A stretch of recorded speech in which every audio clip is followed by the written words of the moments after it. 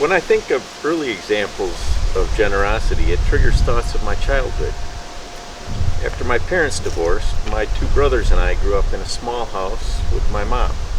She was a divorced single parent working 40 plus hours as a nurse at Waukesha Memorial, a good 30-minute commute away. It took up a lot of her time.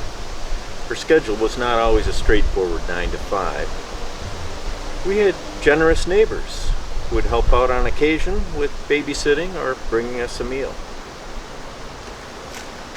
I especially remember that on holidays, we received cards from relatives we kids hardly knew.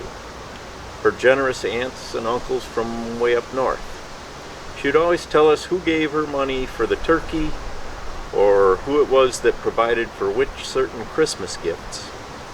It would also be accompanied by a little story about who exactly they were, how they were related, and what she remembered about them from her own childhood.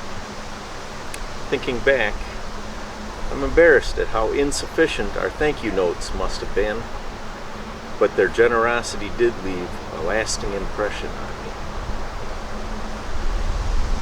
Another slightly more recent example that came to mind was of the time when Emma was a newborn.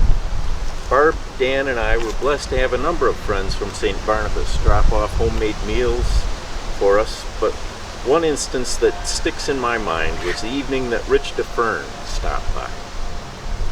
I answered the door, and as I was trying to take the items from Rich's hands, he explained to me that it was his tradition to not just drop off food, but to join us in a meal. I looked at Barb, and she shrugged, and we invited him in. We all sat down and enjoyed the delicious meal he had made and got to know each other a bit better. As awkward as it had started out, we were full of food and thanks by the end. We still think back on it and laugh too.